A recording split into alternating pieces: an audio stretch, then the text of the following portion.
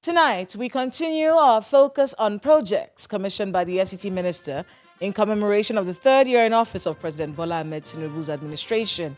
And this week, we are looking at the commissioning of new houses for judges. And while criticisms abound in several quarters from people who think the timing is suspect as we draw closer to what may shape up to be a contentious election in 2027 and accuse the minister of land grabbing, the FCT minister responds to these claims and more in our focus on the FCT.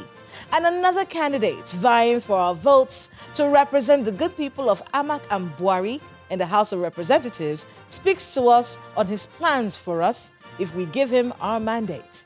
This is Dateline Abuja.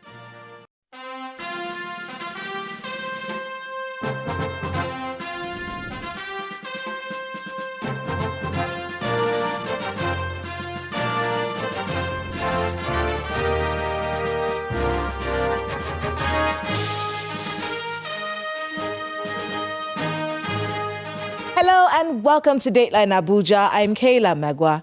Let's begin with Nigeria's presidency. President Tinubu commends troops for neutralizing bandit kingpin Ibrahim Batstuji, rescuing the widow of late General Rabi Abubakar, and the Chief of Staff to President Bola Tinubu, Femi Gbajabiamila, has assured Nigerians of the country's preparedness, saying all hands are on deck to make sure that the dreaded Ebola virus disease does not show up in the country. Here's more on our Abuja Wrap. President Bola Tinubu has commended the Nigerian Armed Forces and other security agencies involved in the successful operation in Kogi State that led to the elimination of notorious bandit kingpin Ibrahim Batstuji. The president described the operation as a significant blow to criminal network terrorizing communities in Kogi and neighboring states. He stated, quote, "I congratulate our gallant troops on this decisive milestone. Nigeria will not surrender any part of its territory to criminals. Those who chose the path of violence against innocent citizens will find no hiding place. This success reflects the renewed determination of our security forces to secure every inch of our land." End of quote. The president also commended the troops for another successful operation that led to the rescue of the widow of the late former Chief of Defense Information, General Rabi Abubakar, retired. He said the rescue demonstrates a high standard of professionalism and the needed determination to confront forces of evil. Quote, "The safe return of Hajia Amina Rabi Abubakar is a source of relief to her family and to all Nigerians. I commend the intelligence, coordination, and bravery of the officers and men who executed the rescue operation. We owe a debt of gratitude to our troops who risked their lives daily to keep us safe." End of quote. President Tinubu reassured Nigerians that the government will continue to provide the armed forces with the resources, training, and support needed to end banditry, kidnapping, and all forms of violent crimes. He urged citizens to continue cooperating with the security agencies by providing timely information and necessary support. The federal government has endorsed a domestic financing model as the long-term foundation for nutrition investment in Nigeria. The resolution was reached at the strategic board meeting of the Nutrition 774 initiative held at the Presidential Villa, Abuja. Chairing the meeting, Vice President Kashim Shettima urged the 27 states yet to inaugurate their State Council on Nutrition to act swiftly and close the existing gap. The National Economic Council has approved the release of over 83 billion naira to address the challenge of perennial flooding in the country. The approval was given at the NEC meeting chaired by Vice President Kashim Shettima at the Presidential Villa, Abuja. The council also okayed a National Regional Development Plan 2026 to 2030 aimed at fast-tracking equal development across the 6 geopolitical zones of Nigeria.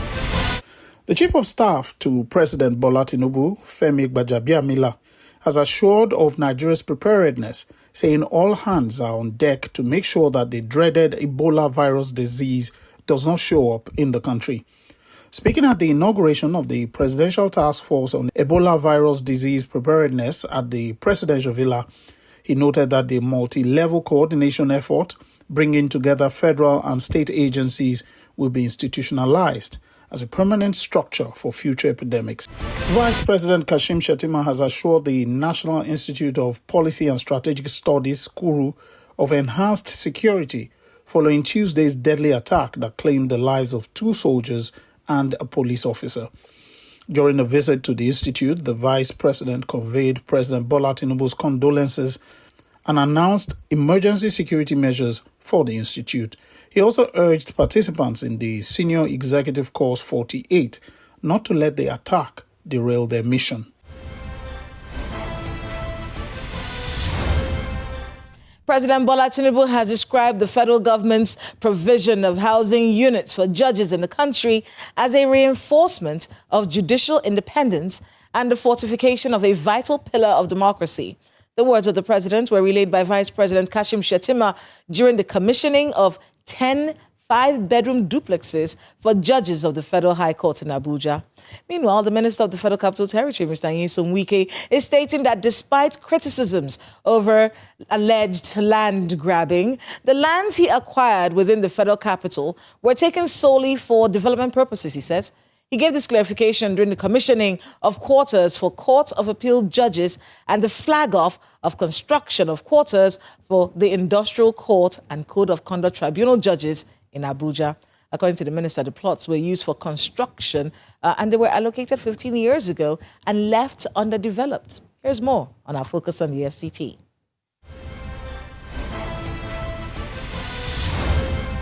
Thank you so very much. This event is part of a 3-week commissioning series organized to commemorate the 3rd anniversary of President Bola Tinubu's administration. Design and construction of 40 judges' quarters. Today's focus is on judicial infrastructure projects. The ceremony has in attendance legal luminaries led by the President of the Court of Appeal, the Minister of the FCT, and the Attorney General of the Federation, who's representing President Bola Tinubu.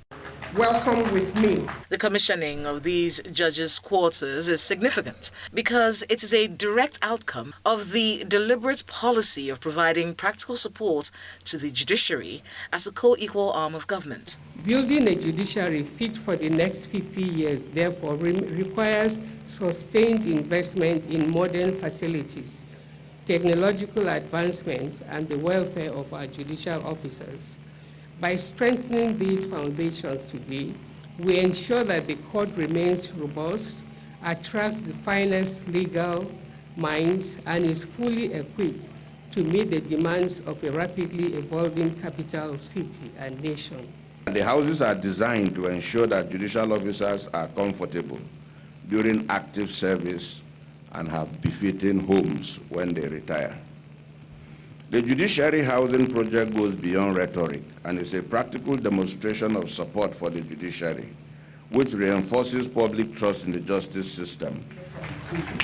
In his remarks, the Minister of the Federal Capital Territory, Mr. Nyesom Wike, addressed critics who accused him of land grabbing. This land belongs to Julius Berger. I would say they signed Julius Berger. They said, this is the property of Julius Berger. I said, thank you very much. So I looked around, no road, nowhere to take land. So I went back to the office. I said, when did they allocate this land to Julius Berger? 15 years ago. I said, fine. I called Julius Berger. 15 years ago, you've not developed the land. He said, oh, they are waiting for infrastructure. I said, okay, you are waiting for infrastructure. After taking our land, no problem. I revoked the land for public interest. The Attorney General of the Federation is representing President Bola Tinubu at the ceremony. He expressed confidence that the project will provide better welfare for judicial officers. Today's event is much more than the unveiling of a physical infrastructure. It is a tangible demonstration of federal government's enduring commitment to the welfare, independence, efficiency, and dignity of the judiciary. Done with the speeches, the minister, accompanied by the Attorney General of the Federation, commissioned the building. They also flagged off the construction of quarters for the Industrial Court and Code of Conduct Tribunal judges.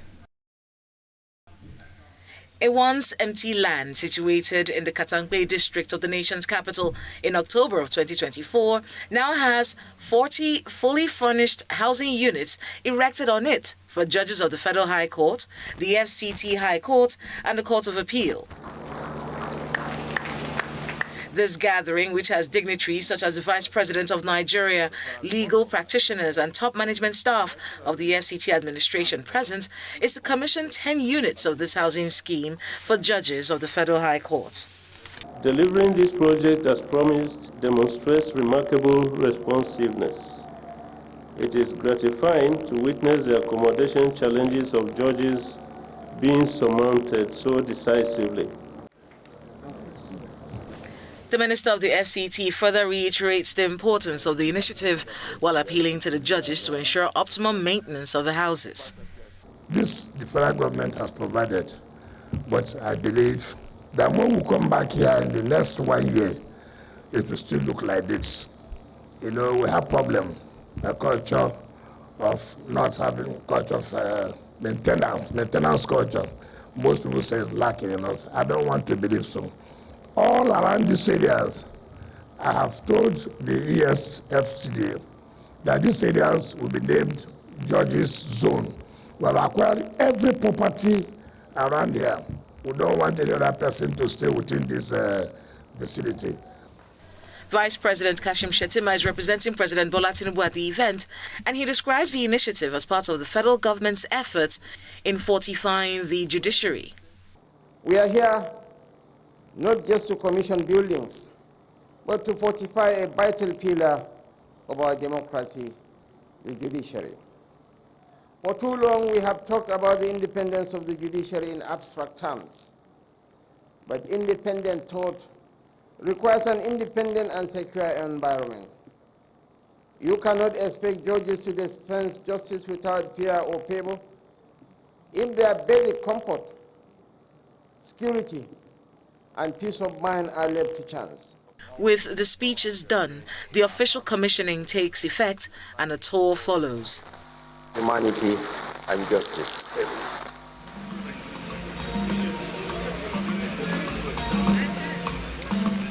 The judges' quarters consist of 10 5-bedroom duplexes, 10 3-bedroom domestic quarters, dedicated power infrastructure and utility services, an event center, among others.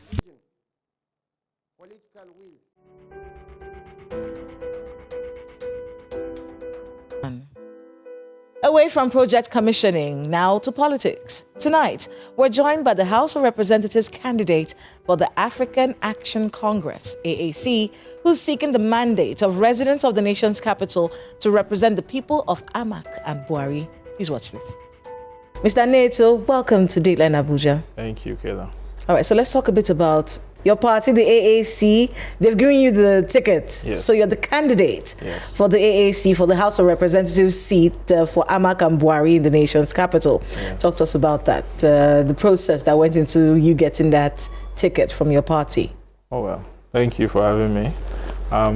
It was an interesting process. It was very rigorous.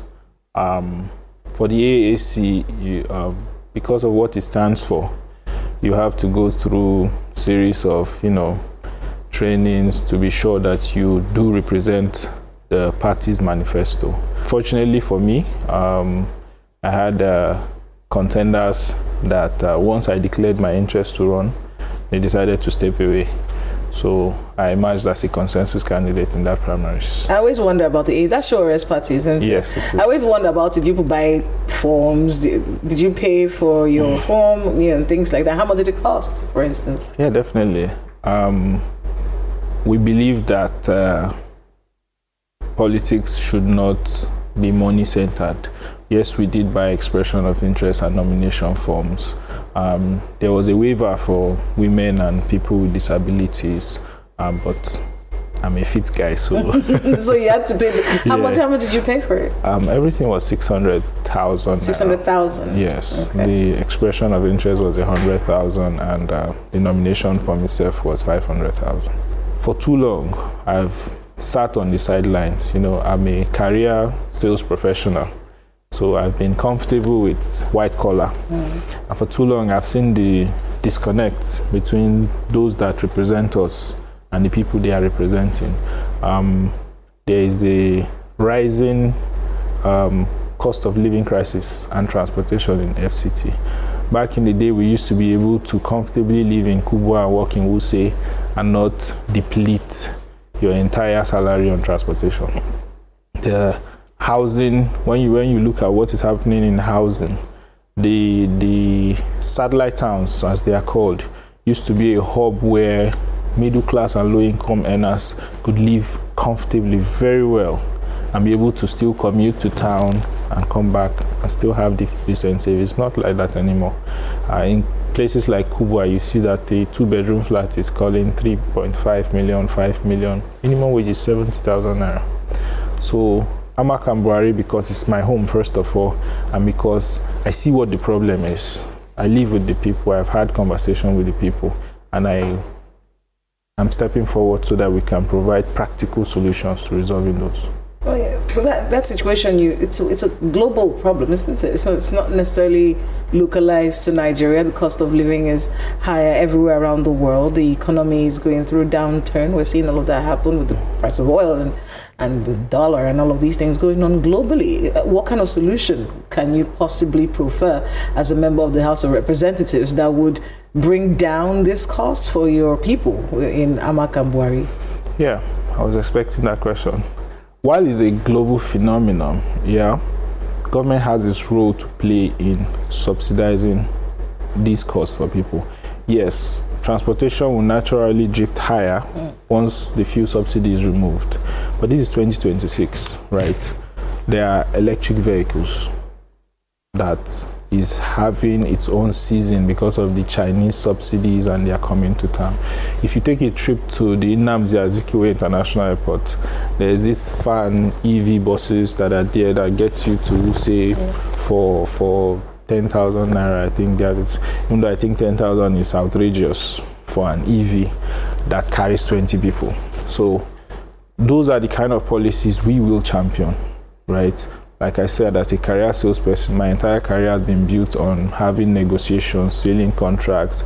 So with public-private partnerships, we can be able to get these influx. We have charging stations that we can, all of our bus stops can carry solar panels with shades and charging stations for them, in a way that once these essential routes, all it takes is to have one route from maybe Kurudu that terminates at Area 1. You have another one from Buhari that terminates at Area 1. You have another one from Kubwa, Lugbe, and all of those axes. Once we champion these kind of innovation, automatically it brings down the cost of transportation.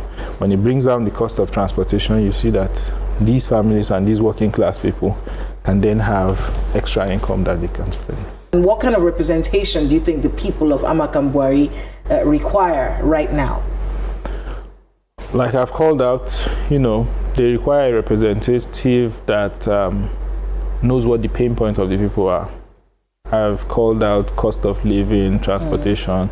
So essentially my job right now would be to champion policies that help subsidize these challenges for Who's families. representing Amakam Buhari right now? Chinedu Obika. How's that going? Is he running again? He's one of the motivations why we decided to come into the race.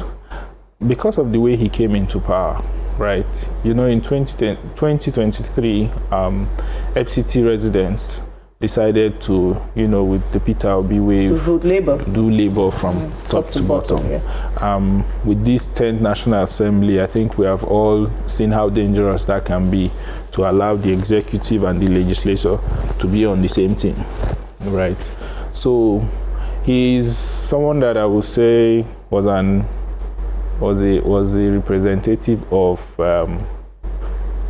chance. Like, he was lucky to have gotten there, but because he didn't know why he wanted to go there, I don't recall seeing him campaign in 2023 at any point in time. It was probably like just at home, and then because the FCT people decided, and then at some point he decamped to the APC, and then he has now moved to the NDC. As of this morning, I'm not sure if he has gotten the return ticket for the NDC, so I don't know if he's on the ballot yet. Have you thought about the fact that the FCT minister says that Labour move that we pulled, because I know it was it was on purpose. Nigerians doing the FCT did it on purpose. It was a very subtle campaign that kind of worked. Yeah. So we now have an FCT minister who's near some weekend. He's saying, "You see that thing you did, it won't work again. You won't do it again." Have you thought about what that means? Because we saw in the area council, the area council elections, it was kind of a test run of what we're going to see, at least according to the FCT minister, come 2027. Are you ready for that dynamic to play out from the AAC up against an FCT minister who's in the PDP but works for the Tinubu administration and is saying, look, APC is going to take this place come 2027? Are you ready for that challenge? He's not wrong when he says the Labour Party dynamics will not play out. Actually, that is what we are hoping would happen. Because what that did for us was, because FCT people chose a candidate in Peter Obi, they decided, okay, everybody under his party, let's give them a ticket. But what is happening now is that people are now looking to individual candidates and their capacity. It's not about the party anymore. In the area council elections, the truth of the matter is that a lot of Abuja residents did not participate in the area council elections. A lot of people are lackadaisical, they are demotivated, or they were demotivated by the elections. But the quality of the candidates on the ballot would encourage people to come out. So in this coming election, Peter Obi has secured his ticket, Moyele Sowore has secured his ticket, Tinubu has secured his ticket, Atiku has secured his ticket, so there are options. So people would come out. And what is interesting about the National Assembly election is on the same day with the presidential elections. So people will take their time. Abuja voters are one of the most enlightened voters in the country. It shows every year by the pattern with which they vote. So we are counting on the fact that it is not going to be top to bottom for any particular candidate or any particular party. The people of FCT will get to decide by individual merits. And that is why people like us have come out, so that we don't sit back and let the worst of us continue to rule over the rest of us. As we wrap up, talk to the residents of the FCT. Why are you the person we should trust? Well, thank you for that. I am a part of the FCT. Like I said, I was born here, I was raised here. I know what the needs of the people are because I've lived it and I continue to live it. And I step into the race because I know I have the will and the ability to prefer practical solutions to aid all of the challenges that we face. And my campaign, my party's campaign, and my campaign is running on a single principle. We are here to serve and not make promises. Well, thank you so much for making up the time to speak with us, Mr. Nato. Good luck with your campaigns, and we'll talk to you soon. Thank you very much, Kayla. Thanks to my guest and to everyone who spoke to us today on the program. Please let us know the happenings in your neighborhood using the social media handle showing right now on your screens. Thank you so much for watching. I am Kayla Magwa. See you next time.